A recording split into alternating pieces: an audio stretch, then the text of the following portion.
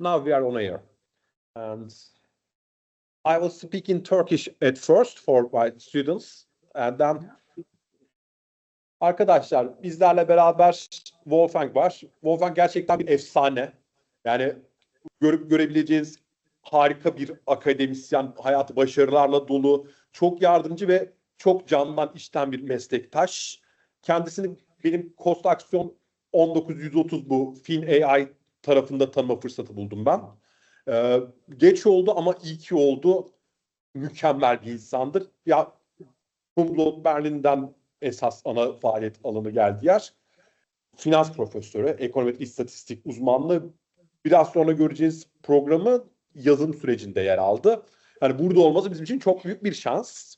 And let's do it in English also. Telling you about Wolfgang is like telling a legend, a life full of achievements, a helpful person, and a warm colleague. I had the opportunity to get to know him thanks to Cost Action 19130, FinAI. It was late, but fortunately, let me quickly present the basics. His research focus is on multivariate methods in finance, as well as on methods of dimension reduction and computer-based statistics. He is the founder of many centers, and he gives lectures in all around the universe. And the floor is his. Thank you, Wolfgang, for being here with us. Okay. Thanks, Gisai, for inviting me to give this task. There's also one principle I forgot to say. If I give an online course, I must see all faces. Okay. Everybody has to take the camera on. Yeah? Online'daki arkadaşlar kameralarını açabilirler mi rica etsem? Wolfgang'in özel bir isteği var hani bu konuda. Gizem, Ceyda, Pelinay, Seçil, Seda. I asked them to turn on their cameras, and I hope they will respond. Because of the GDPR, my project officer said, don't force them to open their cameras. And we have some here in class also. Maybe I may ask them to come front to here if they are willing to. Is it okay? I mean, why is my camera open? I can just send the link to the film of the whole class. Yeah. I don't have to give it live. Everything is recorded with camera from me. So. Evet, online'daki arkadaşlar kameraları açmanızı rica ediyorum. Dediği şey şu, ben neden buradayım ve kameram açık sizin kapalı?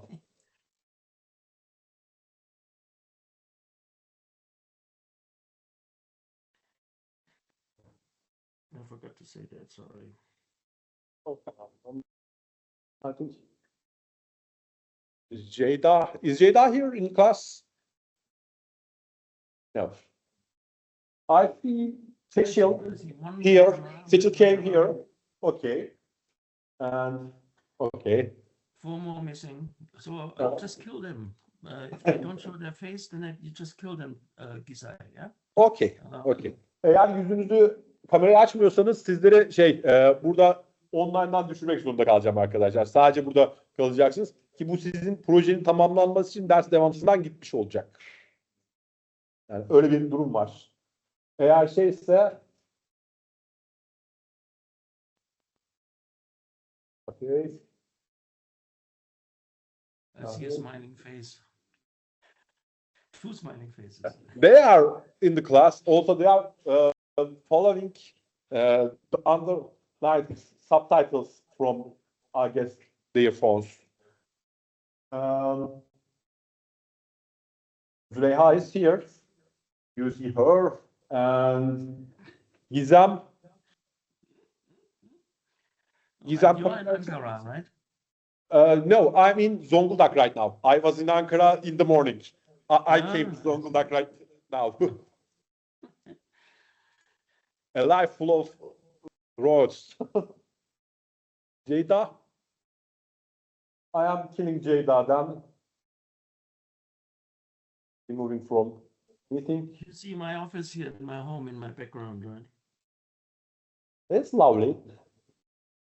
Yeah, you can see many Chinese gods there. Yeah. Remote. Ceyda, Nizam kamerayı açar mısın? It's a matter of principle, right? It's called symmetry. Yeah.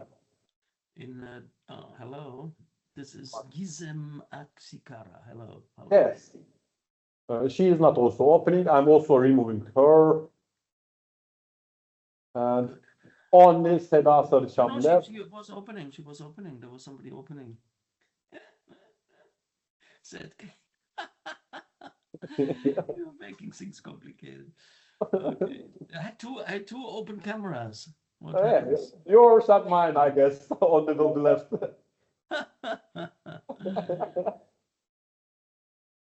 Gizem kamerayı açar mısın? Kamerayı açmadan burada duramıyorsun. Öyle bir durumumuz var.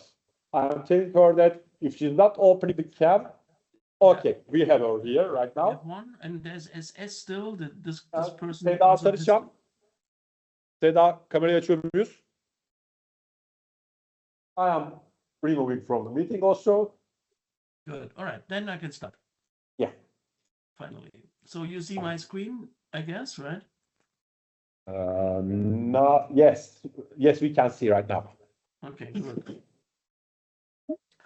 It's my pleasure to give today this little introduction into our knowledge, peer-to-peer knowledge platform, which we call Quantinar.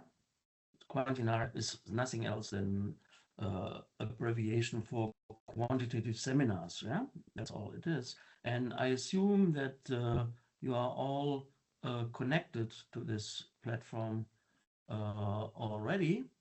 I will check that in a second. This is joint work with Bruno Spilak, my French PhD student, Raoul Bach, Romanian, Julian Winkel, German. And I did this work when I was a professor here in Taiwan, also at NUS, that's the National University of Singapore. In the moment, we have an institute called IDA, Institute for Digital Assets in Romania. And this is what Giza told you. You should have access to all those institutional links. Here, for example, is the ida.net, the Institute for Digital Assets. You see, this is the Institute for Digital Assets. You can see the team here. They are Romanian, Chinese, Russian, Slovak, French, as I said, Taiwanese, French again, and you see our technologies that we are looking at. We have financial risk meter. We should do this maybe for Turkey. I don't have one for Turkey yet, but you can look for financial risk meter, Taiwan, Europe, crypto, etc. Or you can look at our digital art index.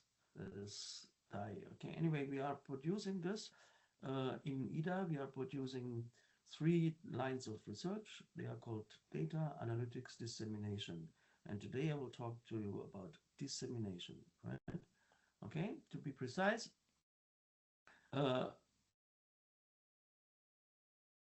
would like that you have logged into this platform.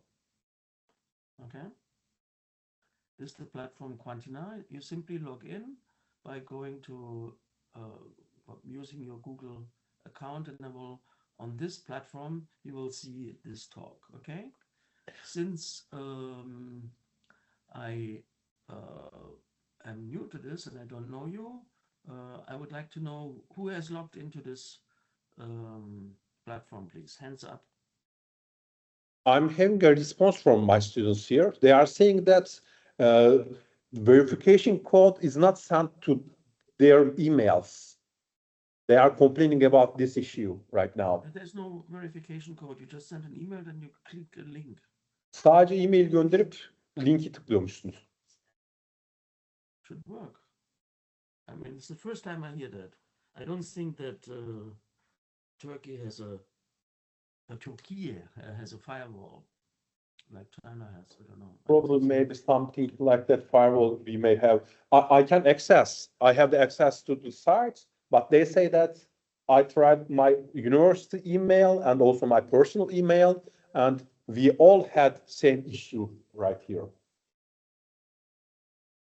I will check it after the class. I will sit with one of my students and control if they say that it has a something like the issue or can't write you maybe. Okay, so because what you should do is you should go here to search and then say Quantinar, yeah, enter, yeah, and then you will have here, this is the talk I give today, Quantinar peer-to-peer knowledge platform. It's exactly that talk, yeah. Okay. I shared also the slides, the video recording of that from Really? Quantum. Ah, Yeah, you I should not do wanted them to that. be You should prepared. just share the link Yeah. so that they can log in. Anyway, Oh, if you want to I get, understand the link, not the downloaded video, only the link to the platform. oh yeah, good, all right. Then you should be able to do it. Okay, look, what you will see when you download it, you will see exactly what I'm talking about. Takes some time here because it comes from Romania. All these files are located in Romania. We are half done. Takes some time.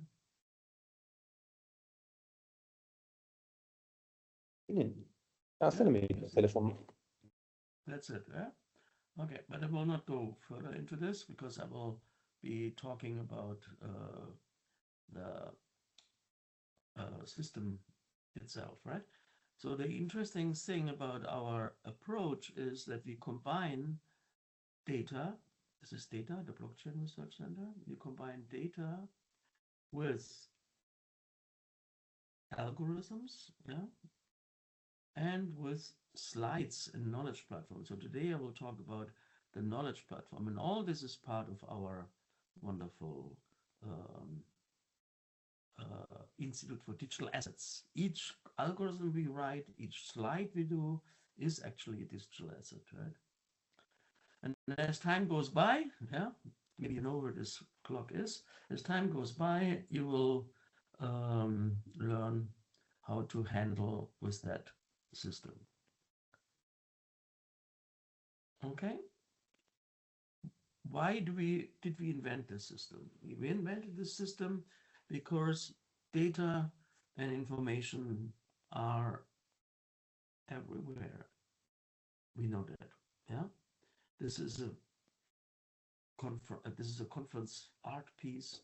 It's Singapore Management University. You can see that's my name here.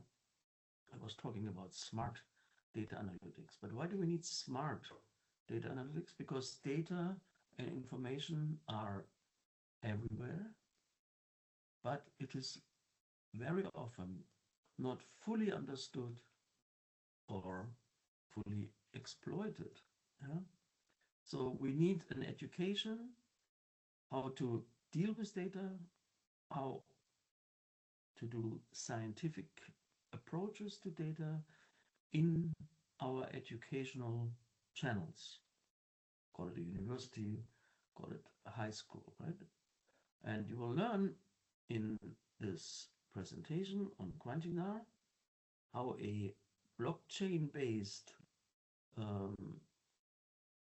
approach can make this peer-to-peer knowledge platform, which is Quantinar, possible. So this is Quantinar.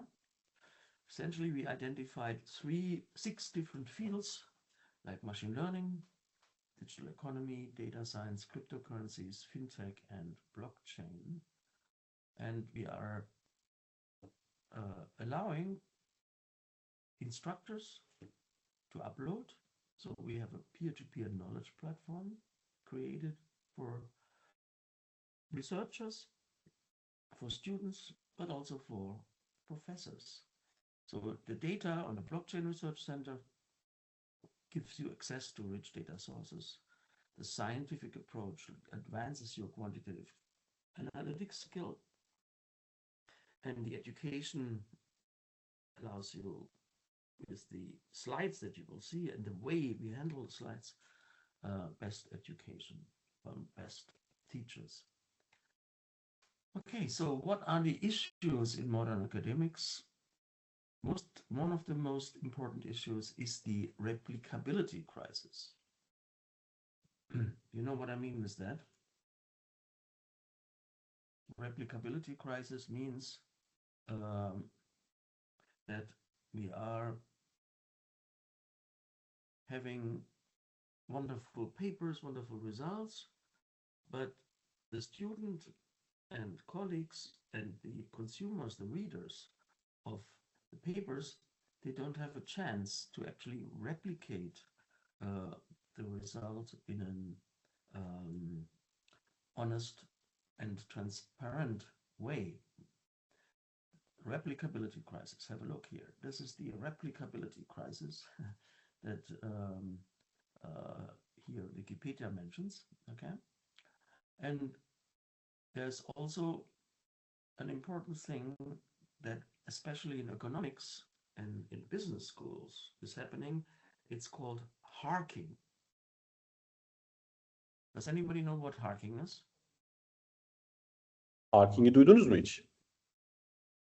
No, they are all dead. They are all what? Dead. No response. They don't know. They are only looking. Dull faces. Sarijam, you want to say something? You have to enable them to use the microphone. Maybe let's Seda ask. Sarijam, she wants to say something. Seda bir şey demek istiyor musun? Hiç duydun mu Harking'i? Duymadım diyebilirsin. Yok hocam. Hiç. No. She also didn't hear anything about it. Okay. I will tell This you. is their first time they are hearing about it. It means that we are hypothesizing after results are known. Meaning you try many t-tests, right?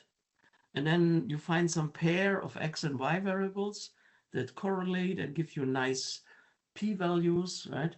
And significance. And then you are making a model based on what you find through successive testing. That's called harking, yeah? And the other one is called p-hacking. That means you look for small p values, yeah, systematically. Okay, harking, here, this is harking. You're also hypothesizing after the results are known, okay? This is from a psychologist. This is quite long, already 2017, and very interesting paper. Now, why is that the case? Because researchers like you who want professorships are sometimes driven to publish suspect findings. Why? Because universities need professors, yeah? And nobody wants to be the editor to reject a second Black-Scholes paper, yeah? Black-Scholes paper, famous option pricing paper, was rejected 4 times before it was published, yeah? Okay, so statistical significance is often insignificant, and that is why you need transparency and reproducibility, which will be guaranteed by our platform. There's also this Ioannidis critique saying false findings may be the majority or even the vast majority of research findings. There's a widespread notion that medical research articles should be interpreted based on p-values. Nobody really publishes results that are not significant, right?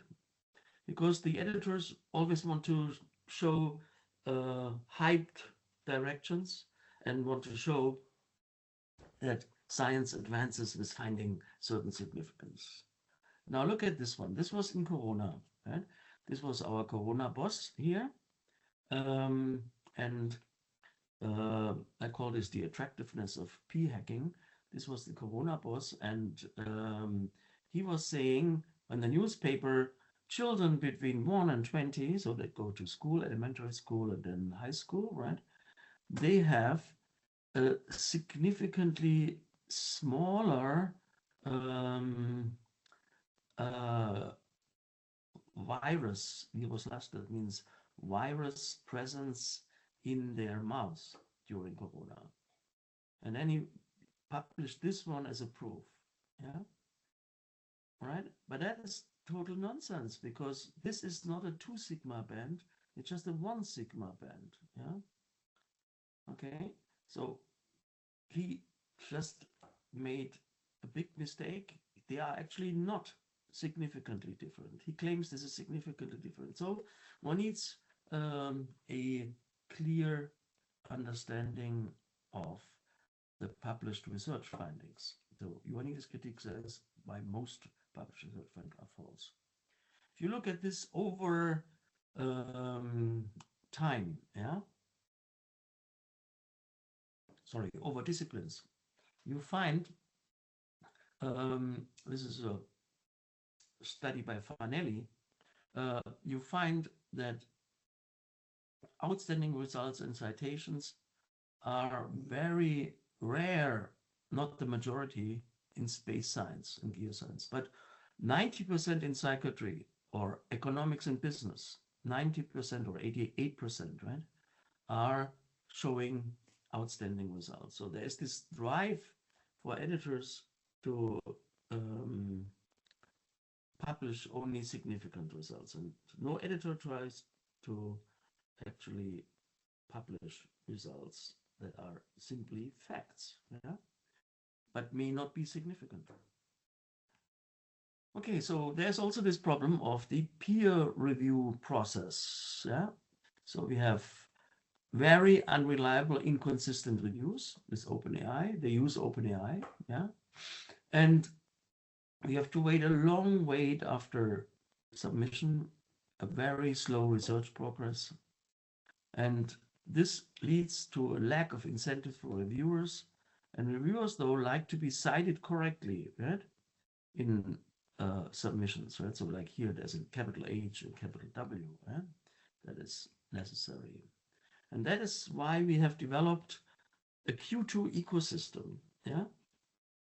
The Q2 ecosystem allows you transparency, reproducibility in research and education, interaction with data algorithms. It uses code and data with quantlets. And again, this in some kind of peer-to-peer system. Let's have a look at the quantlet page. You see? Give me a keyword, please. Give me a keyword that I should be looking for. Evet. Gizem, give me a keyword, please.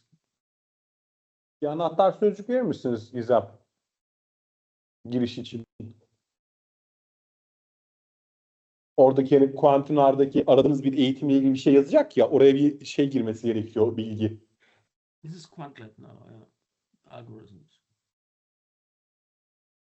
Do you understand English, Gizem? You understand English, right? Maybe I find something like Turkey. Maybe I find something to that. Maybe somebody has written something on Turkey. I don't know. I will find it here.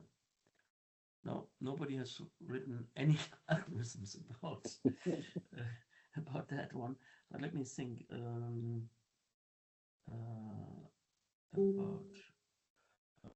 one. For example, options, right? See, there you have option pricing, yeah?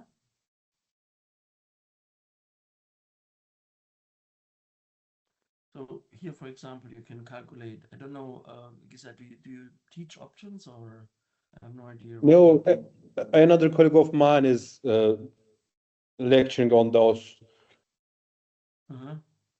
swaptions, options. Another friend of mine is. Oh, yeah, okay, but you see all the algorithms. So, for example, this is on predicting Wiener densities, right? Here, you find the process here, right? And you find the SIS code even. You see here, right? Yeah. You find also the code here, and all you need to do is statistics of financial markets, all these codes, right? You can just download here, and then you can run everything inside a Python or code, right? So this is what Quantlet is about. If they know the place they may reach the code, they may apply it. But at first, they must pass the English problem, I guess. Probably this is better for my colleagues. They will use it, in my belief, rather than my students. But why do they have English problems? It's very well known that we should speak English, right? Yeah.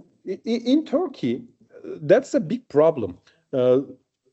From the higher school to university passage, they are not looking for at B1, B2 level English. Without, if the course is taught in Turkish, that's okay. So no course at Humboldt University after bachelor is taught in German. Everything in English. yeah. Master courses are all English courses. Oh, that's maybe the education problem of Turkey, I guess. This I cannot comment. Okay. All right. So that's why we created Quantinar. We call it the C5 idea: creation, content, consumption, coins, and chain. You will see about the coins later, right? Also, we haven't realized it yet, right? So it's a decentralization of knowledge and research that enhances accessibility, reproducibility, and transparency. Okay. So that was the motivation. Now let's look at what Quantinar is. First of all, it is a student platform. The courselets that you just have seen, or maybe not have seen, I'll show you the courselets maybe again. So we go to Quantinar, yeah. Maybe a simple courselet. What? Maybe on Kalman filter, yeah. Okay, so you go to Kalman filter, yeah. Then you go to the courselet. Then you have here video, and here you have the slides, yeah. Very nice slides that explain you that, right? But most importantly is we have also quizzes, right? So I do all my exams with these quizzes, okay? So let's try this quiz. Kalman filter is what? Greedy algorithm, dynamic programming, enumerated recursive algorithm. What should I click?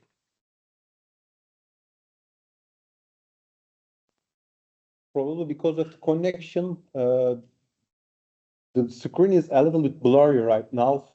But hangi seçeneği işaretleyelim?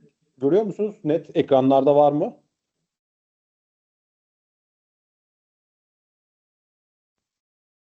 Check it. No. Let's try that. Okay. How to get Kalman game? Seçenek söyleyeyim bir tane. A, B, C, D. They want to try C. It doesn't matter. It doesn't matter. We just go through that. Why is Kalman filter so popular? Maybe I do this. I don't know. Maybe all wrong. I don't know. I didn't process. Okay, so we do this one. Okay. Oh, I have two wrong. But the nice thing is now you go to the courselet and then you get a certificate that you passed. You see, with my name here. Yeah, Wolfgang Hettler. You get it? Once you are a user, you get a certificate. All right. So you understand, yeah? That is what you just saw. Kalman filter was a courselet, a small little piece, a short presentation about a research problem or a general theoretical concept, yeah? It had slides, presentation window, contains code, data, quizzes, right? And we are working together with top universities, so you can get top certifications and you can run the algorithms in the cloud without even code if you like to, say Google Colab. All right. So this is the student platform point of view, and you just saw that. You follow the courselet contents, you pass the quizzes, and then you get certified. Yeah, that's Quantina. Okay. But it's also a teacher platform, because you can create courselet flowers. You can put together courselets. Okay, so you can create such a nice little thing here. So you can put together the courselet. This was done by Roman Matkowski from Rennes, with the courselet from us on blockchain technology. And you can put this together with a new blockchain course that is created from courselets. Yeah. And so now you have 1, 2, 3 courselets. You put them together and you make a new blockchain course. Yeah. And if you do that, you are paid virtually some kind of money, which we call QNAR. Yeah. A QNAR coin. So that's, you get QNAR, that gives you reputation and citations when other people use your courselets. Okay. So here's a course called All About Clustering. Okay, let's see this course. Let's go back here to Quantina. Okay. Then we say clustering. Okay. And there's the course. There's 7 courselets. Yeah. Right clustering, key expert clustering, dynamic crypto networks, minimum spanning tree, everything. Go to course, and you can go also do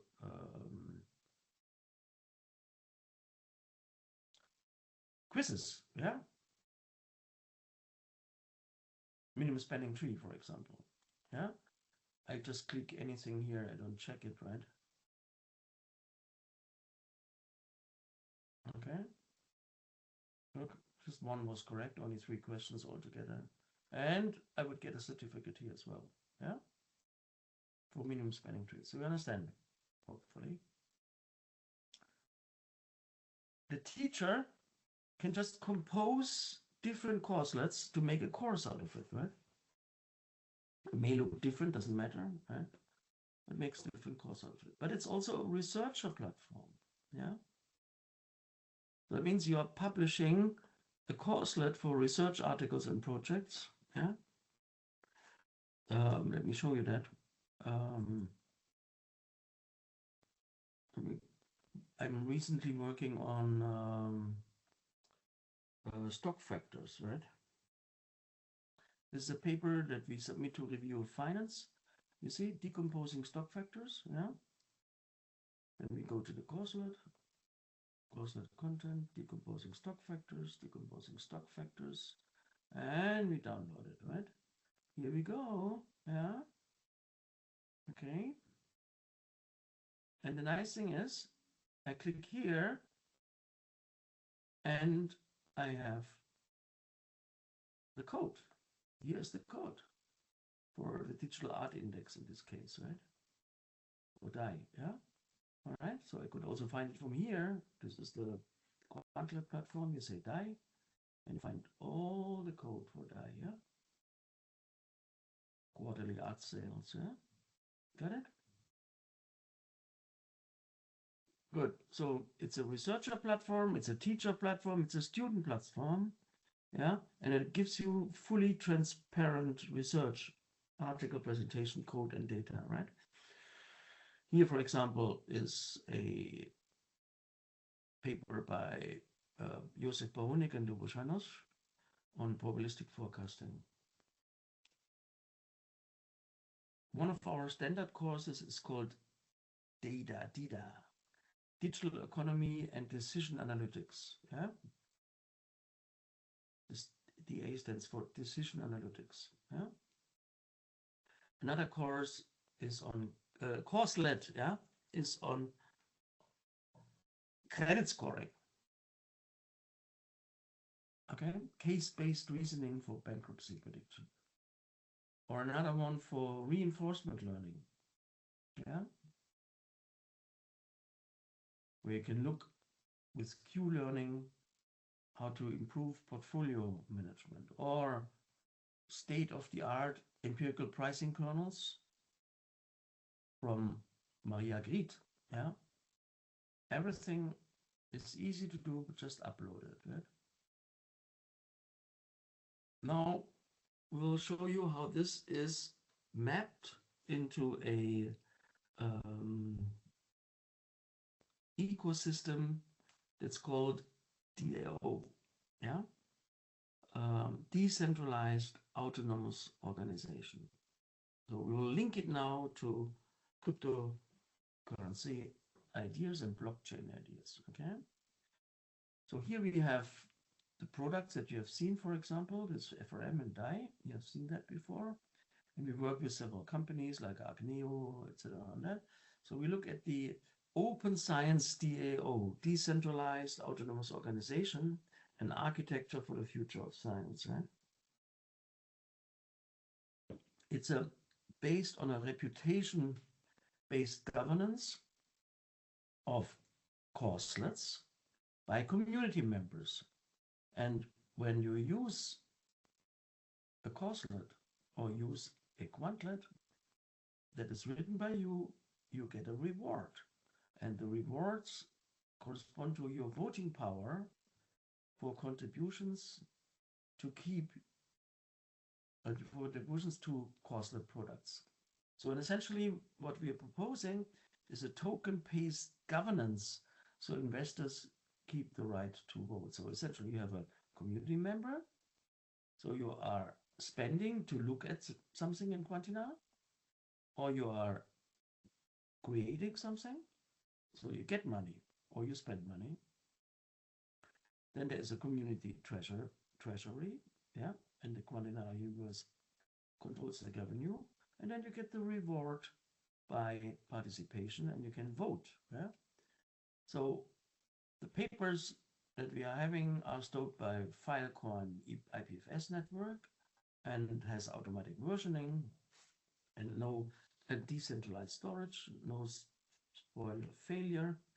And here is an example for such a courselet open peer review.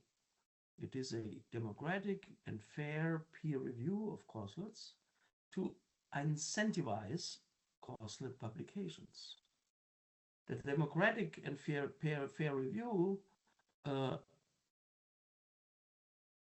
gives you qualification simultaneously alignment with the majority of the network. Yeah. So you are writing and creating courselets, and that will be creating QNAR. This is the virtual coin in an auction that decides about new courselets. Okay, so suppose you have 3 stake owners. Yeah, this is essentially proof of stake, like Ethereum. Yeah, and you have the vote decisions: accept or don't accept. Okay, now you have contributed to courselets, so you have a bit BI already. Yeah, in QNAR coin. This is the QNAR coin. Yeah. You are the stake owner. Now somebody proposes a paper. Okay. And now we have to decide about the status. Do we accept the status or do we deny it? Do we accept the courselet or not? Okay. Okay, this is open peer review, OPR, right? So we create an auction so everybody can bid. And then you look at the sign of the BI. This is the bid, yeah? And DI, whether you accept it or not accept it. You can say, I write a put, then you give it negative. If you write a call, you give it positive. And so it's looking at this sign, and that will tell you whether you lose money or you get money. Okay, so QNAR is a reputation token or credit token, right? And the contribution mints, it mints automatically QNARs. So for example, you could say a courselet is 10 QNARs, reviewing is 1 QNAR, ordering is 1 QNAR, to create a course is zero. Just viewing it is zero. It doesn't, is costless, right? Okay, so each new week you will have new contributions, and then you can look at that and you get some kind of modified personalized PageRank score from all this money you made in this 1 week. Yeah. Okay, this is what you made. So you wrote one courselet, you got 10, you reboot another one, you got 1, you ordered 1, somebody ordered for your courselet, you got 12 QNAs. Yeah. So you just add this up. Good. Now you have the stake owners, say call it ABC. They participate in the auction. So you decide on the acceptance in a blind auction, of course, right? It just calculates whether you win or not win, right?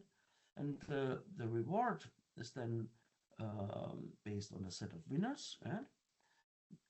Then I get a reward, yeah, RI, if I'm a winner. Otherwise, if it's negative, I'm losing coins, okay? What is the governance? It's, as I said, DAO. The token owners are the governance. The token owners with an active involvement in the past year, or you can define that, yeah, are governing the dynamics here. We haven't realized it yet, but this is a proposal how to put this onto a blockchain. Okay, so you could have prior discussions on Discord, proposal on the snapshot platform, and anything that promotes users, reviewers, investment done on the decentralized autonomous organization treasury will help to make this voting power work. So good, for example, you could say voting power, this the QNAR coin here, yeah, is 1 QNAR. If you have that, is 1 voting power. If you have done 1 repository in Quantlet organization, you get 100 voting powers. If you have done just 1 Quantlet, you get 50 voting powers, and so on. Yeah. Okay. This is actually Bitcoin, Ethereum, and this is our coin called CRIX. Yeah, cryptocurrency index coin. Okay.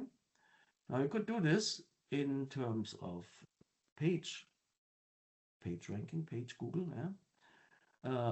Where you check the number of links from one courselet to another, yeah? And this is the set of all links to page U, so this is the typical page rank.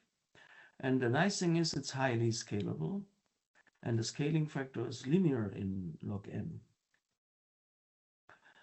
Here's an example for the contributions, right? So here you have the weights that, for example, John authors 1 courselet, okay? And here Alice orders this courselet.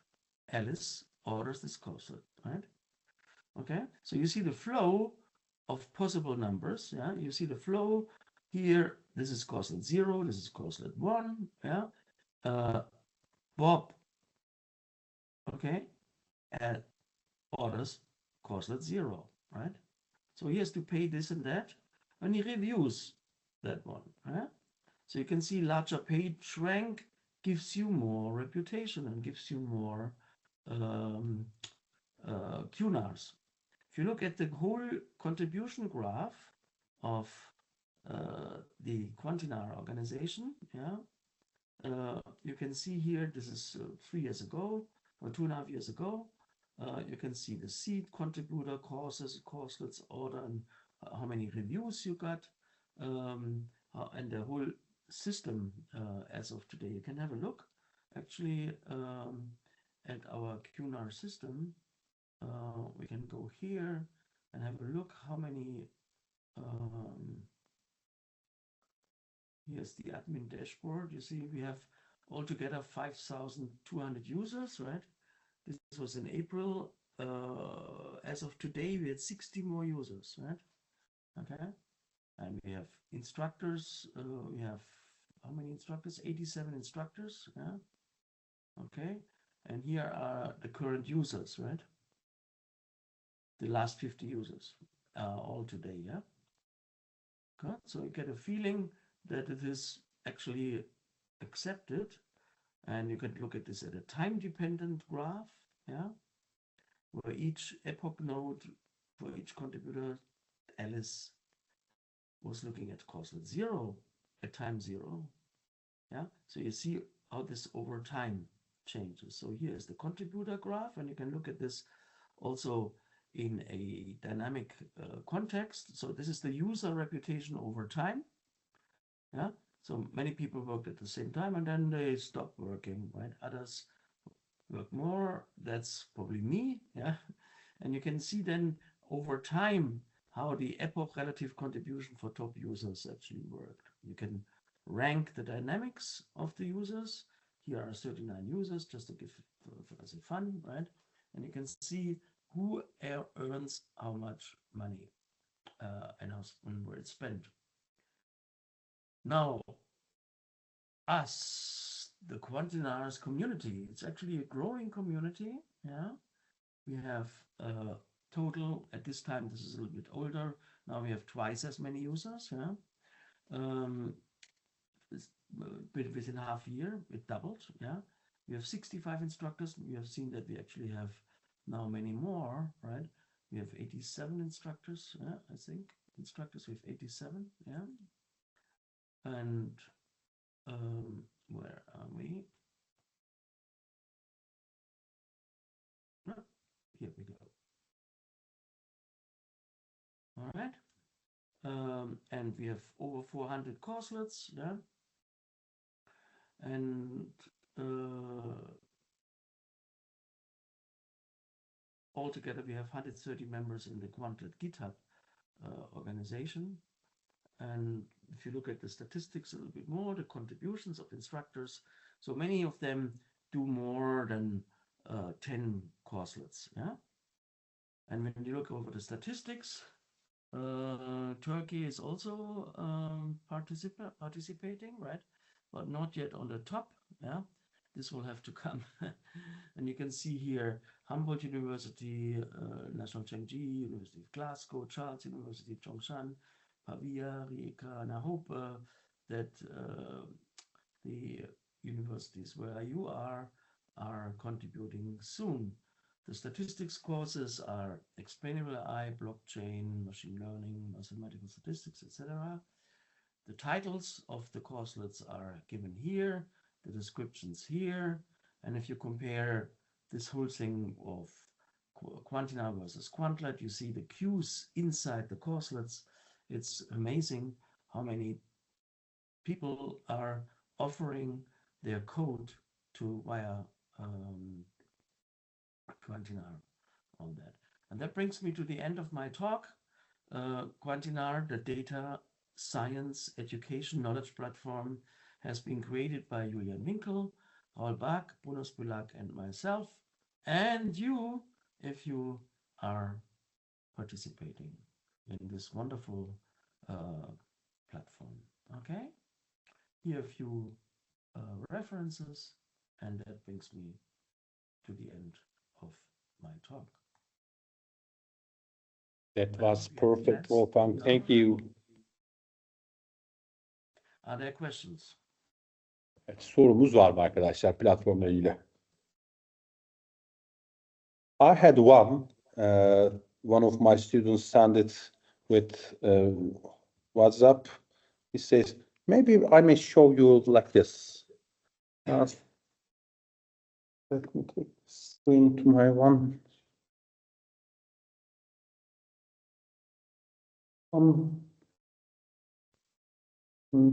Camera. Okay.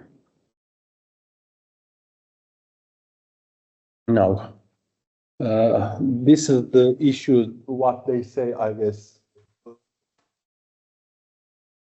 You need to verify. They have to go to their email and check it in the email. That should work. Yeah. They say that they don't get the email. Oh, that's interesting. So write to Quantinar page and complain there. I have people working on that, not me. Okay. Okay. I'll tell them. I wanted to be sure that they are facing issues That's why I asked them, send me the problem. I want to see it. Yeah, but why don't you share your screen? Why don't you share your screen, Gisa? Share your screen. Share your screen and show and log in. Sign in. I can. Go to quantina.com. I'm doing it right now. Just a minute. Share screen and let's go with Quantina.com, yeah.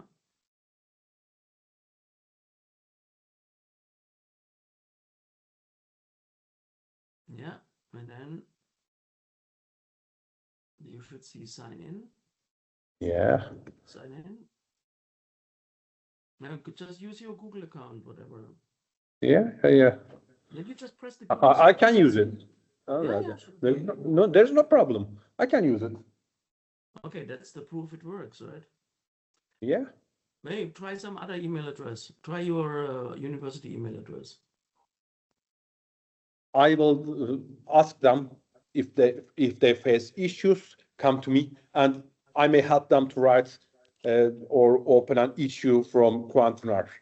Yeah. If they face issues. All right. That was perfect course. I love those platforms, and it's really fascinating. Thank you. There's a lot of effort, and in the digital age, there's a perfect platform to reach the correct data and explainable data. Yeah. That's what all we are looking for. Thank you. Yeah. Thank you. I have the next meeting in 4 minutes. I have to stop now. Yeah. Thank you, Wolfgang. That was a pleasure to have you here, and hope to see you again in another university, maybe in a few years. I will be in Istanbul 3 days in early July. Yeah, I will try. As I said, I'm getting married. I will try my best to be there. All right. Okay. Thank you. Tamamdır. Kayıt başladı. Ekran paylaşımı görünüyor. Linkten de bir kontrol edelim.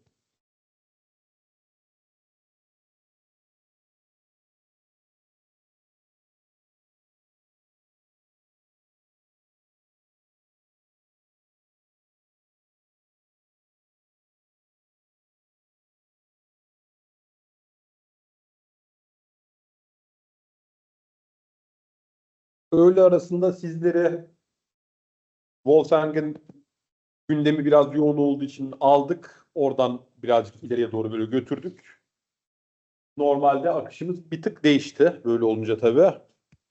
Şu anda geri kalan kısmını alıp toparlayacağız. Ne yapacağız? Yani artık son konuya geldik. Son konuda dijital finansın toplumsal etkileri üzerine konuşacağız. Burada size en önemli şey dijital finansa dönüşümde Quantinar, Quantilat, Q2 platformları ve İDA üzerinde dijital çağda finansal veriye, finansal bilgiye erişimin nasıl olacağıyla ilgiliydi. Sağ olsun Wolfgang bizlerle bu bilgileri paylaştı. Şu anda hali hazırda platformda 88 tane dünyanın farklı yerinden hoca tarafından bir sürü eğitim sunuluyor. Ve şu anda platformun çok fazla kayıtlı katılımcısı var. Geleceğin kaydı yok. Baktığında işte finans dijitalleştikçe kodların paylaşımı önemli hale geliyor. Platformun yüzden çok önemli.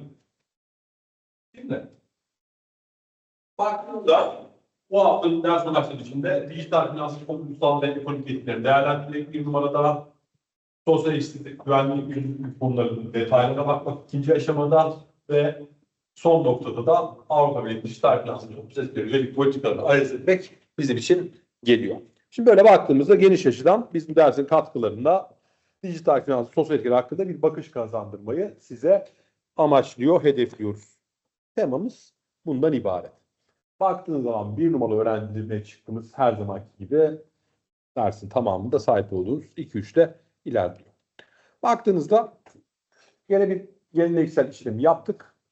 Dijital finans ve toplumsal dönüşümün nasıl olacağıyla ilgili böyle bir karikatür çizimi yaptırdık. Baktığınızda artık genç, yaşlı, iş insanı fark etmez bilgisayar başındaki her şey artık kriptolar, ağlar, geçişler, kartlar, telefon vesaire gibi bir yapıda dönüşüyor. Bu da kaçınılmaz gerçek. 6 tane ana içeriğimiz olacak.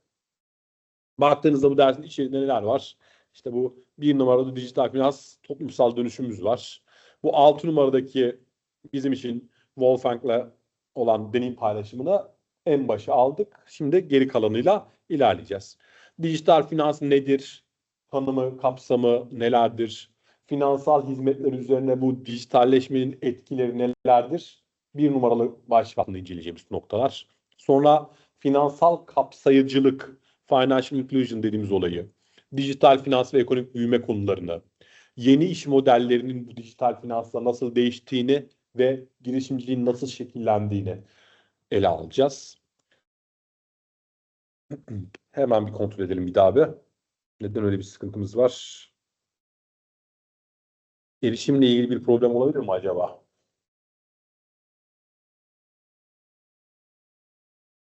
Neredeydik? En son yeni iş modelleri, girişimcilik dedik. Tamam. Sosyal eşitsizlik ve güvenlik sorunları başlığı altında bu dijital uçurumların, veri gizliliğinin ve kişisel verinin korunmasının bizim dikkatimizi çektiğini, ardından siber güvenlik riskiyle dijital finansın neler olacağı ile ilgili bir konuşmamız olacak. Zaten Avrupa Birliği'nin dijital finans politikaları dediğimizde haftalardır sürekli ele alıyoruz. Bu AB dijital finans stratejisini, Digital Finance Package'ı, dijital finans paketini, GDPR'ın finansal veriler üzerine etkileri neler olacağı gibi unsurları, eIDAS unsurlarını hep dijital kimlikle beraber konuşulmuştu. Yeri geldiğinde atamaları yapılmıştı. Tekrar gene burada bir elden geçiriyoruz. Sonra en son şu geleceğe yönelik eğilimler ve sonuçlar kısmında DeFi dediğimiz Decentralized Finance kısmında biraz önce Wolfgang de buralardan bahsetti.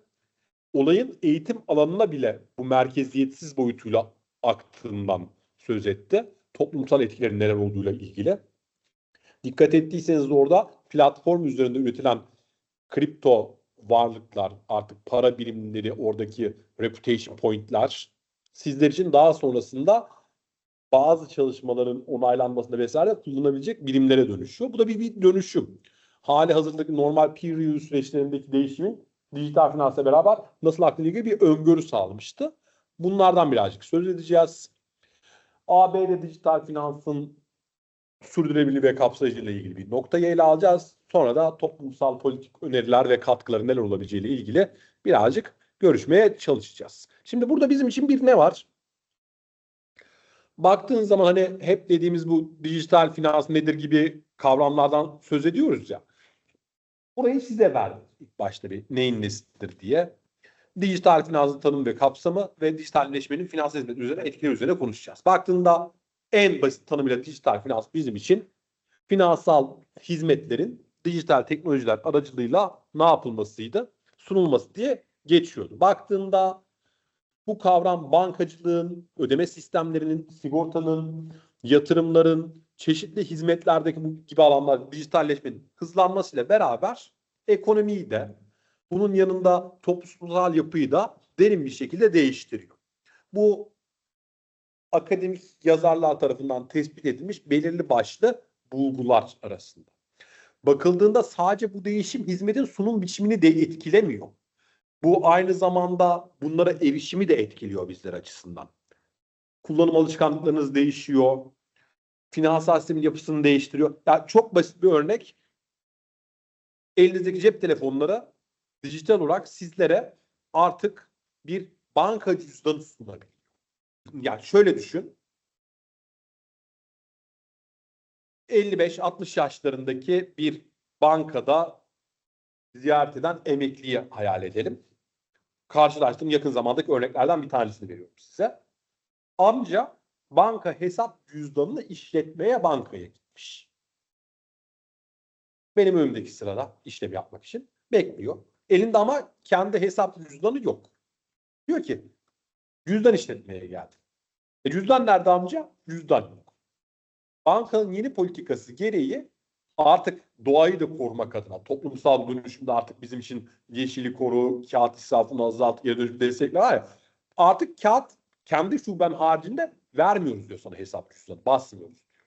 Ne yapacağım diyor amca. Amca her şey dijital kayıtlarda tutuluyor diyorlar. Kayıtlarına bakabilirsin. Bilmem ne cep mobil uygulamasını kullanıyor musun diye soruyor. O ne diyor amca. Size bahsettiğim şey bu. Yani çağ değişiyor. Dijital çağa adapte olan genç bir nesil var. Ama alışkanlıklarından vazgeçemeyen bir de eski kuşak var. Tam geçiş aşamasındasınız. Ne yapacağız diyor. Ondan sonra kendi şubene gitmen gerekiyor dediler. Senin şuben burası değil. Ben amca için çok üzüldüm. Bir yandan bir çekince var. Adaptasyon orada hani cep telefonundan girerse dolandırıcılar oradan işlemler yaptırabilir. O yüzden torunları tembihlemiş kurma yapma diye. Öbür tarafta hani geleneksel sistemde götürmek istediği bir yapı var. Hani bu arada bu harmanda yerimizi bulmaya çalışıyoruz. Bu sonuçta bir dönüşüm. Baktığında bu elektronik cüzdan bizler için çok güzel, çok faydalı bir şeyken herhangi bir şubeye gitme zorunluluğu duymadan her şeyi kontrol etmemizi sağlarken o amca açısından çok üzücü bir şey. Çünkü o teknoloji adapte vaziyette değil. Bu üzerinde düşünülüp şirketin, firmanın etkileşim biçimi üzerinde bir yön, politika alması gereken bir şey. Belki şunu yapabilecekler daha sonrasında. Gene bir banka örneğinden vereceğim. Normal şartlar altında limit altı işlemler için bizlerin ilk aşamada makinalara yönlendirilmesi, dijitale yönlendirilmesi gerçekleştiriliyor. Eğer belirli bir yaşın üzerindeki müşteriysen ancak ve ancak o zaman sen gişeden işlem yapabiliyorsun. Bunun uygulamasını yapan çok güzel bankalar var. Ya, örnek veriyorum şu anda. 60 yaş üstünde kimlik bilgilerinin doğrultusunda sen sistemde tanımlıysan 20 bin liranın altındaki işlemleri gidip gişeden birebir gişe memuru da yapabiliyorsun. Ama yaş kriterinin tutmuyorsa daha gençsen 20-30'lu yaşlarda 40'lı yaşlardaysan oradan aldığın sırayla gidip bankamatik üzerinden parasal işlemi gerçekleştirmen gerekiyor. Günlük para limitlerine takılıyoruz diye sıkıntı yaşıyoruz ya. Gene hem dijitalin hem de fizikselin bu sefer harmanlanmış bir versiyonla karşı karşıya çıkıyoruz. Bunlar bizim için iş yapma yapılarındaki dönüşümler. Ve bunlarda da firmaların, özellikle finans kuruluşlarının itibar kaybetmeden, çünkü sonuçta neydi? Fon toplama, fon kullandırma ve güven sağlama. 3 tane en temel işleviydi bankaların hatırlayacak olursanız. O güven sağlama işlemini kaybetmeden yapması için bir metodoloji bulması lazım. Şimdi ben de size diyorum ki şurada sizin dijital finansın tanımı, dijital finansal etkileri üzerine şu form sorularını bir doldurun, bir bakın, görüşlerinizi yazın. Dijital finansın bize sunduğu fırsatlar nelerdir, tehditler nelerdir, bu erişimi gerçek. Sizle linki paylaşayım şöyle.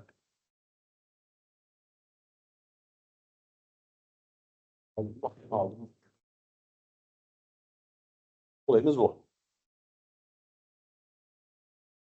Burada şunları doldurmanızı bekliyoruz. Dijital finansın en büyük toplumsal fırsatları ve riskleri nelerdir? Üzerine konuştuktan sonra. Linki WhatsApp üzerinden göndermemi ister misiniz? Hemen geliyor. Böyle geldi. Buraya 2-3 bir şeyler karalayın bakalım. Ben de bu arada sonuçları inceleyeyim. Kaç dakika veriyorum size bu uygulama için? Bakayım saatime. 46 geçiyor. 15 dakika yeterli. Saat başında 3'te hemen burada devam ediyoruz. Neyle? Şöyle.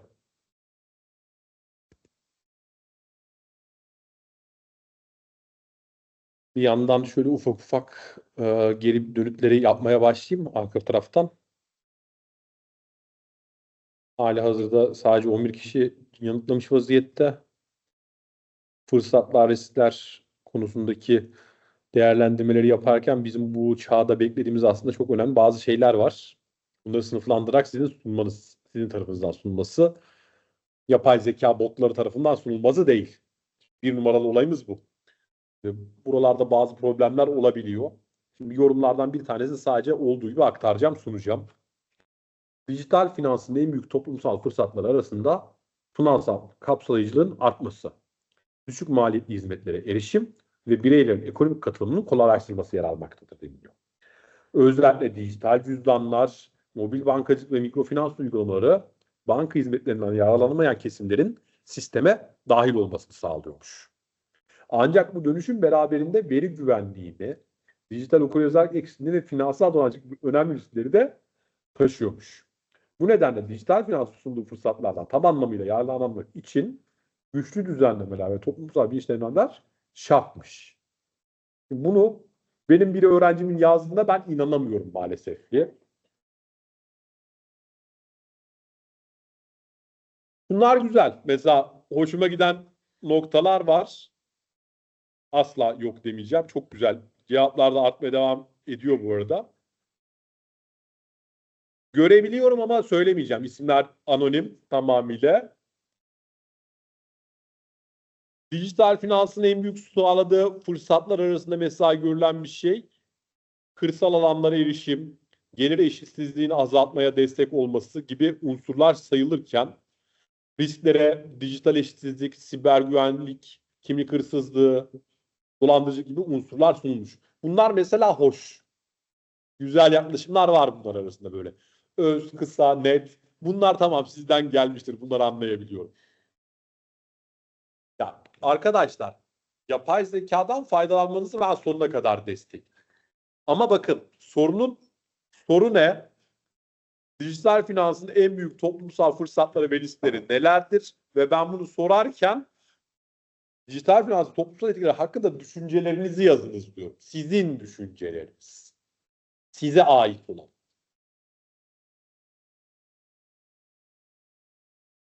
O yüzden rica ediyorum. Bakın dönemi bitireceğiz. Fazla bir şey kalmadı.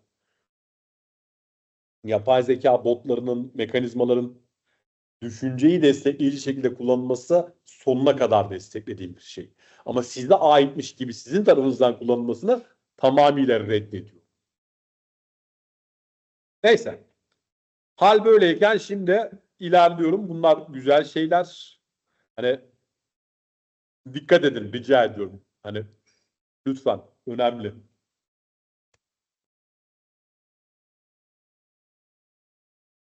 Evet, tamamladığınızı görüyorum yazmaları, sınıfın hepsinin. Hiçbir sıkıntımız yok bu durumda.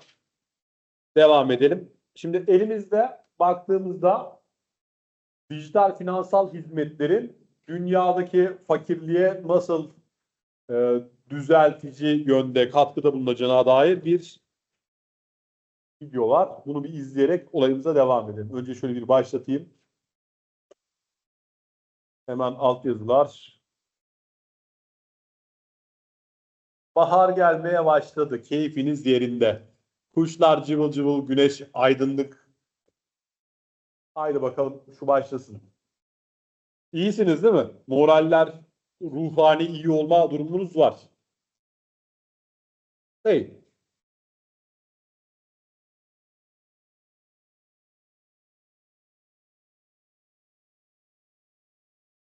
Digital financial services help customers to manage their financial lives.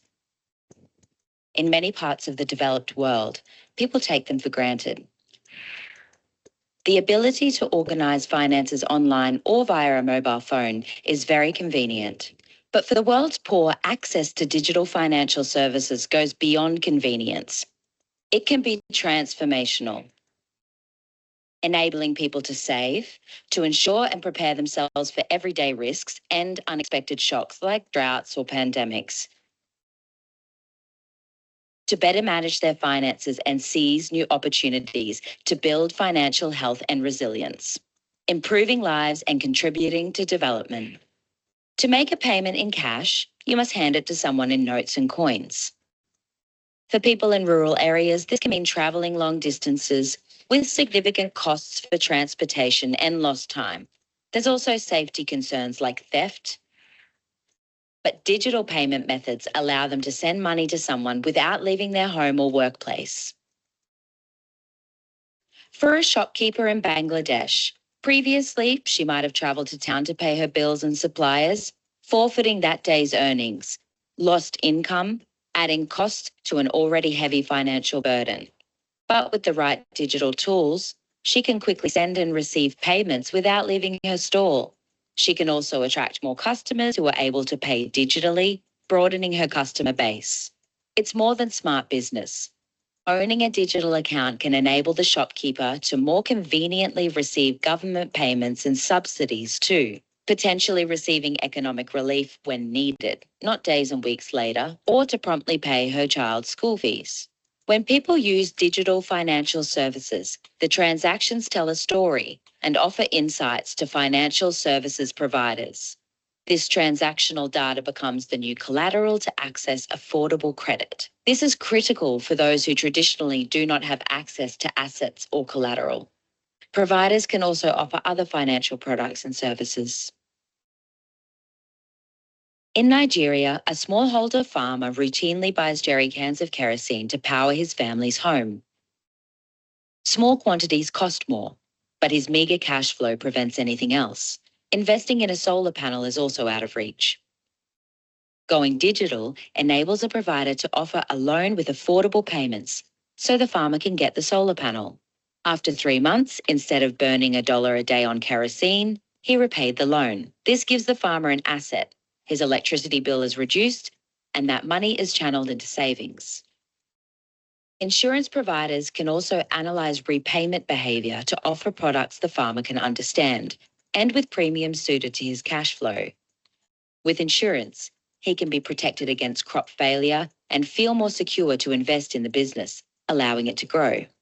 Or, if there is an unexpected illness, the farmer won't have to redirect savings meant for the business. He won't have to sell 2 prized cows to pay a doctor, and he won't have to deal with a loan shark. Key digital public goods have to be in place for digital financial services to truly help the poor, along with a range of accessible and affordable products designed by the private sector that strengthen financial health and resilience, and laws and regulations that allow innovation and do not make entry too difficult. The positive impact of digital financial services is so great that all over the world, where the public and private sector are working together, they can enable remarkable change, and people are benefiting. 76% of adults now have an account, up from 51% in 2011. This is an incredible achievement that offers great hope to reach the remaining unserved. Through focus and partnership, country by country, we can continue to improve not only access and usage, but quality, and that can transform lives. Yani şimdi bu videoya baktığınızda dijital finansal hizmetlerin müşterilerin hayatlarını nasıl değiştirdiğini, finans hayatlarını nasıl yönetmeye yardımcı olduğunu sağladığını görüyorsunuz. Ben kabul etti. Tamam. En önemli nokta olarak da ne yaptı? Baktığınızda dünyadaki yoksul kesim tarafından bu olayın nasıl algılanıp nasıl akacağıyla ilgili bir kısmı ele almış olduk. Şimdi kapsayıcılık, finansal kapsayıcılık deyip duruyoruz ya sürekli. Normal şartlar altında bunun önemi tam bu noktada ortaya çıkıyor. Tanım olarak ne var? Dijital finans daha önce finansal sisteme erişimi olmayan bireyler için önemli bir fırsat sunup ne yapıyor? Mobil ödeme sistemleriyle, mikrofinans uygulamalarıyla düşük gelirli grupların finansal erişimlerini arttırmaya çalışıyor. Baktığında ne var? Avrupa'daki gerçekleştirilen dijital bankacılık hizmetlerinin, kırsal bölgelerde yaşayan bireylerin geleneksel banka şubeye olan bağımlılığının azaltılmasını sağlıyor. Örnek neydi? Parayı kazanıyor. Kazandığı parayı bankayla işleme tabi tutabilmek için bir dünya yol gidip kazandığı paranın büyük bir kısmını harcaması gerekecek. Bu durumda kazandığı para kendi harcamaları için cebinde kalamayacak. Ne yapması lazım? Artı yolda da bir dünya ne vardı hatırlayın. Videoda da gördünüz. Güvenlik tehditleri. Bunlarla karşı karşıya kalmaması için bu işin belki de paranın fiziki olarak el değiştirmesinden dijital olarak el değiştirmesine doğru geçişiyle neyi sağlayacaklar? Buradaki bütün olumsuz riskleri tolere edilecek noktaya getirecekler. Buralara bakılmaya çalışıyor. İşte ne kadar insanı sisteme dahil eder, ne kadar çok kişiyi burada bağlayabilirseniz o zaman bu ödeme sistemlerindeki yenileme finansal dahiliyeti daha da yoğun bir şekilde arttırabilir. Bununla ilgili kısa bir böyle jenerik videomuz daha var. Bir de bunu başka bir gözle görelim. Baktığında kazanç potansiyelini, kadın girişimcilerin ekonomik güçlenmesinden tutun da aklınıza gelecek dijital katılımı arttırmaya kadar bir dünya noktada dönüştürücü etkilere sahip olacak. Gana'dan Kolombiya'ya, Bangladeş'te, ya bu şuralar sizin için böyle önemsiz gibi geliyor olabilir ama bunlar dünyanın büyük bir kesimi. Savunmasız nüfusun buralarda mutlaka ve mutlaka güvenli bir şekilde dijital erişimi sağlayabilecek güvenli bir noktaya gelmesi gerekiyor. Bakıldığında işte finansal dahiliyet, finansal katılımı sağlayarak dünya üzerinde daha yaşanılabilir bir alana erişmenin mümkün olacağını değerlendiriyor. Hemen bunu da bir ele alalım. Kısa böyle 3 dakikalık bir video gene bizim için.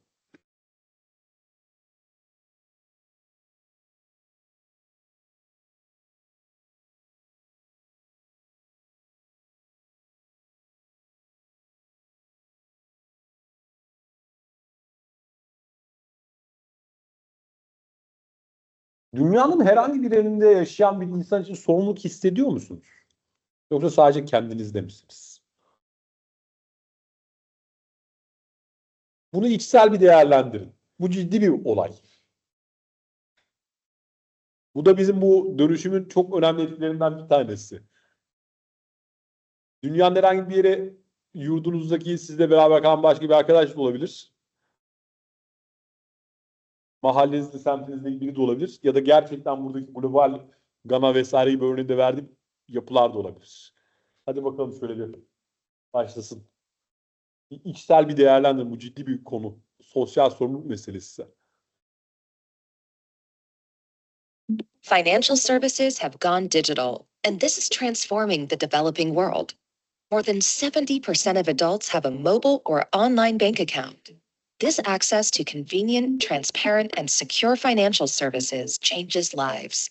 Through digital finance, people have the power to improve their earning potential, women's economic participation, and the broader inclusivity of their society. There's different factors, there's different barriers that impact genders differently in access to financial services. The government needed information on you to verify who you were. And in many cases, there's gender differences in being on existing registration platforms, as well access to phones. In many cases, there's one phone for the house. Those support services were delivered to only one phone, not to multiple accounts on one phone. And typically that would be the man that had access to the phone. So that had several ramifications in terms of access to those funds and also then on where those funds were spent.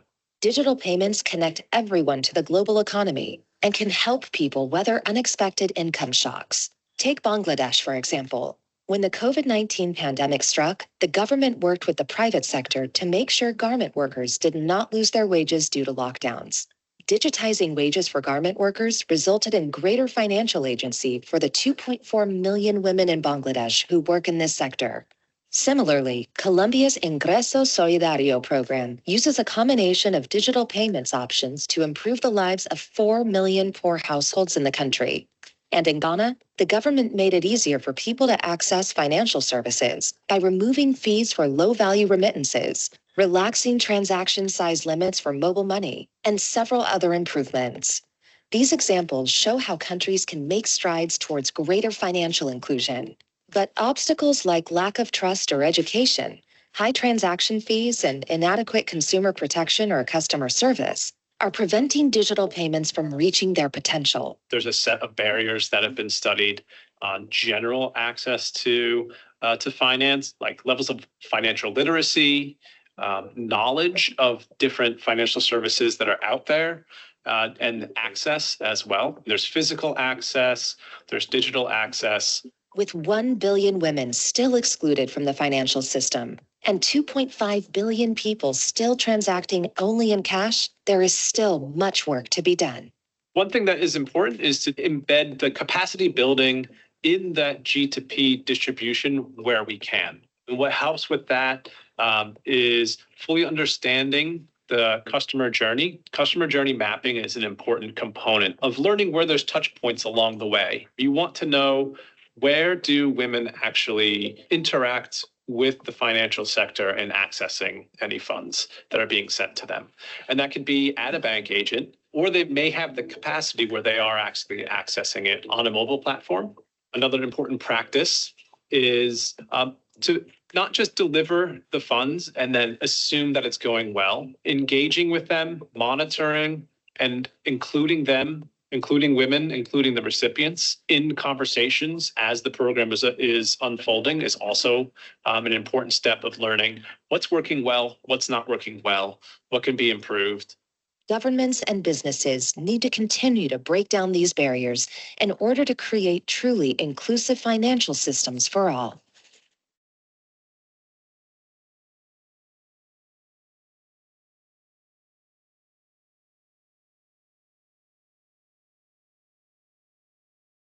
Financial Geldim. Ve ekonomik büyüme tabii ki burada bizim için önemli bir şey. Baktığın zaman teknolojik ilerlemeyle beraber ekonomideki fonların el değiştirme sistemleri değişiyor. Ve biz ekonomik büyümeyi çok farklı göstergelerle yapıyoruz. Baktığında dijital finans teknolojileri ne yapıyor? Bizim için bu ekonomik büyümenin izlenmesi ve gelişmesi aşamasında yeni bir boyutu da aşmamızı sağlıyor.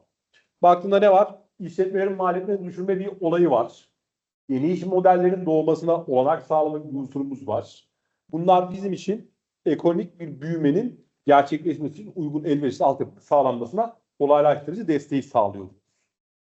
Bakıldığında küçük orta büyük işletmelerin, dijital ödeme sistemlerinin, online finansman modellerinin pazarda daha geniş bir şekilde erişim imkanı sağladığı belirlenmiş, bilinmiş durumda. Bunlarla baktığında da ne yapıyorsun? Belli çalışmalar yapıyoruz. Şimdi burayla ilgili de bir videomuz var bizim gene kısa.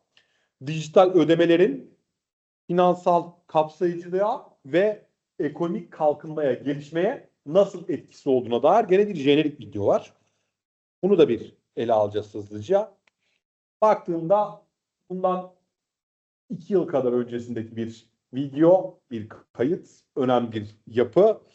Finansal kuruluşların, hükümetlerin ne yaptı? İşte bu makro ölçekteki şirketlerin, KOBİ'lerin hepsinin, bakın dikkat ediyorsanız şuradaki Mastercard'ından European Bank'a kadar varan bir yapıda. Burada oynayacağı kritik rolün ne olduğuyla ilgili bir yapımız ele alınıyor. Yani kabaca işte 2 yıldan bir 10 gün kadar daha yapılmış bir video. Bunu böyle bir önce bir açayım. Linki paylaşacağım sonra sizle. İzletmeyeceğim bunu. Hello, hello. Good to see you all in the room. Please take a seat if you don't have a seat yet. Bu çok önemli bir tartışma şeyi. İzlersiniz sonra. I think there are still a few left. So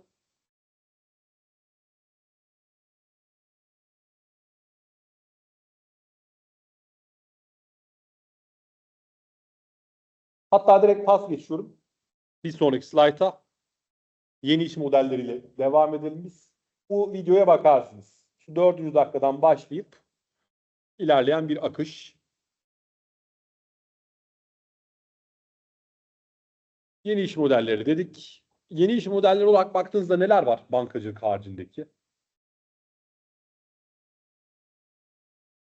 Mesela bakın bu sene orijinal bir yapıyla karşılaştık.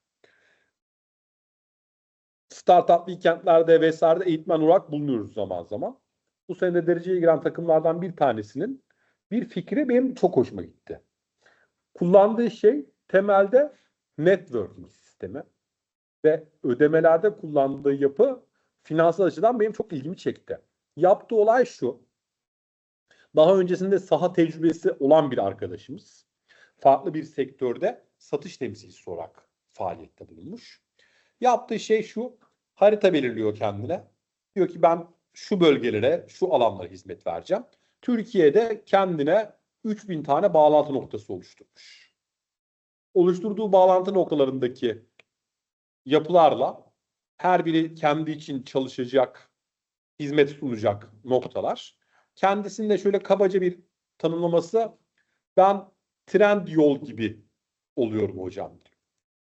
Siparişi bana veriyorsunuz. Ben kendime gelen siparişi anlaşmayı yaptığım 3000 noktadan herhangi birine lokasyon, bölge vesaire olarak ürettiriyorum, hazırlattırıyorum, yaptırıyorum. Teslimatını sağlatıyorum. Üretimin standart olması için gereken ham madde malzemeyi ben sağlıyorum veya o standarttaki malzemenin ona sağlanmasını sağlıyorum. Buradan karşımdaki kişi boş durup para kazanmayacağına o bir para kazanıyor. Ben de o işleme aracılık komisyon alıyorum diyor. Aracılık sağladığım için. Tema böyle bir işleyiş. Normal şartlar altında geleneksel iş modellerinde senin ürünü üretmen kendi bünyende, sonra coğrafi lokasyona iletmen gerekirdi. Doğru mu? Burada lojistik maliyetleri, karbon salınımının gerçekleştirilmesi gibi bir dünya olumsuz dünyaya etkileri olacaktı. İşi dijitalle beraber belli bir merkeze toplayıp siparişleri, standartları alıp arka plandaki doğaya, çevreye olabilecek olumsuz etkileri minimize etmek üzerine ve kazanırken başkalarının da kazanmasını sağlayacak şekilde, kapsayıcı bir şekilde atıl, iş gücü, kaynak kalmamasını sağlayacak şekilde bir model kurgulamıştı. Bu benim çok hoşuma gitti, çok ilgimi çekti. Bunu Türkiye örneğinde yaparken neden uluslararası düzeye taşımıyor diye birazcık görüştük, konuştuk. Hukuki altyapılarla ilgili birazcık desteğe ihtiyaç olduğunu belirledik. Hani ilk aşamada düzeltebileceği noktaları söyledik. Üzerinde geliştirme çalışmaları devam ediyor. Baktığınızda da bizde işte burada bir dünya çözüm var. Blockchain tabanlı uygulaması, sınır ötesi ödemesi, smart kontratlar, bu akıllı sözleşmeler gibi alanlarda bir dünya girişimcilik örneği var. Bunları düşünürseniz yeterince karşınıza mutlaka gelecek. Siz de bunlarla ilgili bir dünya şeyi farkına varacak ve göreceksiniz. Sonra ne var? Bu dijital finans toplumda dönüşüm sağlıyor, sağlamaya, ama yeni iş modelleri ve girişimcilik fikirleri de açığa çıkıyor. Bunlar da çok güzel, çok yaratıcı, ama hiç sorun yok mu? Olmaz olur mu? En başta sosyal işsizlik, güvenlik ve gizlilik unsurları çıkıyor. Baktığınızda her kesim, biraz önce de konuştuk, aynı fırsatlarla yüzleşmiyor. Bazı gruplar dezavantajlı. Bazılarının internet paketleri olmuyor. İnternet erişimi yeterince yok. Sınırlı. Dijital okuryazarlık olmayabilir. Sorunlu bir şey. Biz okul birim olarak 2022 yılında huzureviyle direkt çalışmaya başladık.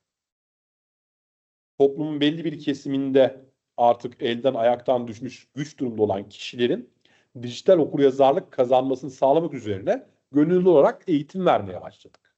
Destekliyoruz. Ki orada da bir koruma kalkanı var. Bireyler tek başlarına bırakılmıyor, gönderilmiyor vesaire, ama bunlar önemli şeyler. Buraların hepsiyle ilgili dikkatli olmak gerekiyor. Zayıfı doğanın kanunları gereği, güçlü olanlar yemeye meyillidir diyelim. Ama bunlar bizler için ciddi ciddi önemli unsurlar. Artı ne var? En gündemdeki şey veri gizliliği, kişisel verilerin korunması. GDPR var. Bizde kişisel verilerin korunmasına yönelik kanunumuz var, ama Avrupa'daki GDPR kadar kapsamlı olmadığını söylemiştik. Bizim derslerimizde bile dikkat ediyorsanız sizlerle ilgili konuşurken hani eğer gönüllülük bir rıza yoksa görüntülere dahil olmama, kayıtlara girmeme vesaire gibi unsurları sizden söylüyoruz. Yapmayın. Zorunda değilsiniz bir şekilde. Özel hayatın gizliliği, soru işareti, dünyanın neresinde ne kadar ilgi duyuluyor, buna ne kadar önem veriliyor. Her bir cep telefonu, her bir dijital mikrofon bulunan şey bir dinleme aracına dönüşmüş burası. Sizle ilgili, ilgi alanlarınızla ilgili bilgiler toplanıp daha sonra kullandığınız platformlardan sizlere onlara yönelik reklamlar olarak, satışı güdülemeye yönelik dönütler olarak geliyor. Bakıldığında burada bir dünya öncü düzenleme var. Bunların başında da Avrupa geliyor. Ama bu gizli hakların nasıl korunacağı büyük tartışma konusu. Kurumların bile bir dünya siber güvenlik riskiyle karşı karşıya olduğunu biliyoruz.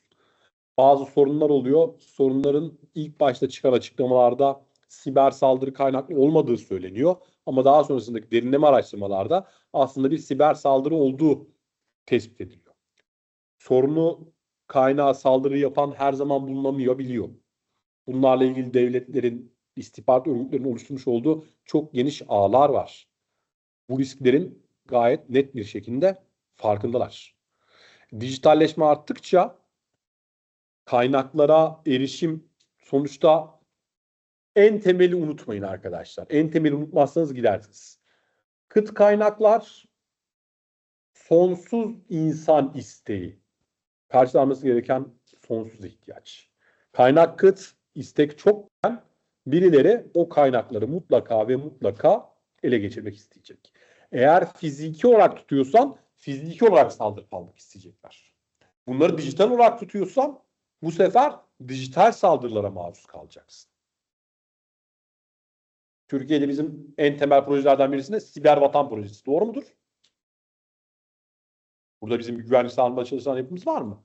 Bakıldığında kimlik hırsızlıkları, veri ihlalleri, çeşitli dolandırıcılıklar, bunların hepsi bizler için ciddi tehditler olarak karşımıza gelen unsurlar. Uzatmayacağım. Video linkini paylaşacağım size birazdan bittikten sonra ders. Hemen şöyle konuyu kapatalım. Haftaya da devamıyla götürelim. Temamız bu şekilde. Var mı bana sorunuz, sormak istediğiniz bir şey? Yoksa Remzi bu konuda harika. Gene linki paylaşabilir misin Remzi'cim, rica etsem?